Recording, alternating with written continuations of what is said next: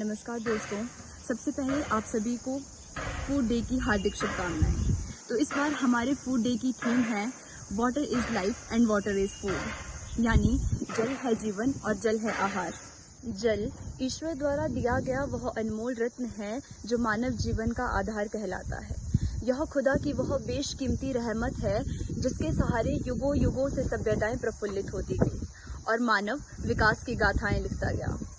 जल ने मनुष्य की प्यास बुझाई, जल ने अन्न को भोजन का रूप दिया, जल कृषि का आधार बना और यह जल ही है जिसकी निर्मल धारा हमारे मन में सात्विकता का भाव पैदा कर हमें जीवन में आगे बढ़ने की प्रेरणा देता है। किसी ने जल के विविध रूपों के बारे में क्या खूब कहा है, असंख्य लोगों की प्यास बुझाते हो, असंख्य लोगों की प्यास बुझाते हो तो कभी धरती माँ को शीतल बनाते हो, कभी दरिया बनकर समुद्र में मिलने की चाह रखते हो, कभी दरिया बनकर समुद्र में मिलने की चाह रखते हो तो कभी बर्फ बनकर हिमालय का वैभव बढ़ाते हो।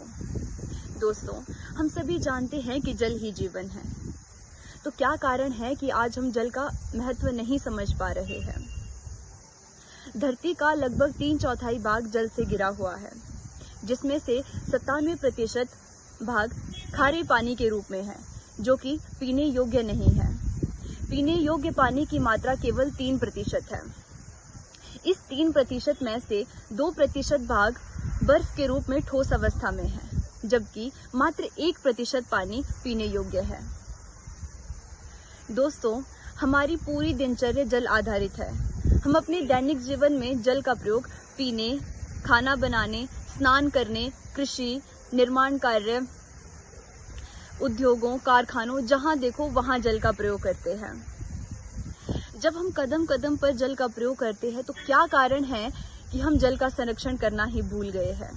दोस्तों, जरा सोचो, मानसूनी वर्षा का जल करोड़ों अरबों लीटर पानी व्यर्थ ही नदी नालों में बह जाता है। क्या कभी हमने इस जल के संरक्षण के विषय में सोचा या नहीं। परिणाम स्वरूप वर्षा ऋतु समाप्त होते ही हमें जल संकट जैसी समस्याओं का सामना करना पड़ता है। WEF यानी वर्ल्ड इकोनॉमिक फोरम की एक रिपोर्ट के अनुसार दुनिया भर में 75% से अधिक आबादी जल संकट की समस्या से जूझ रही है। समूचे विश्व में खाद्यान्न की समस्या आ गई है। भारत में 40% कृषि क्षेत्र में सिंचाई की जाती है। यदि समय रहते हमने जल का संरक्षण नहीं किया तो हमारा कृषि क्षेत्र लगातार घटता रहेगा, जिससे हमारे अन्न उत्पादन की क्षमता भी कम होगी। इसलिए आज हमें मजबूत इरादों के साथ ठोस निर्णय लेने होंगे।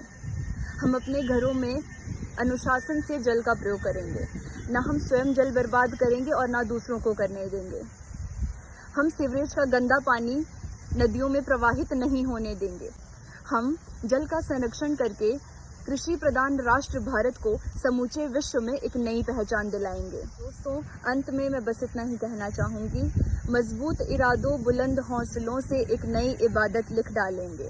मजबूत इरादों बुलंद हौसलों से एक नई इबादत लिख डालेंगे। जज्बा है दिल में कुछ कर गुजरने का, जज्बा है दिल में कुछ कर गुजरने का, तो जल से जीवन और जल से आहार का सपना साकार कर डालेंगे, सपना साकार कर डालेंगे। धन्यवाद। जय हिंद, जय भारत।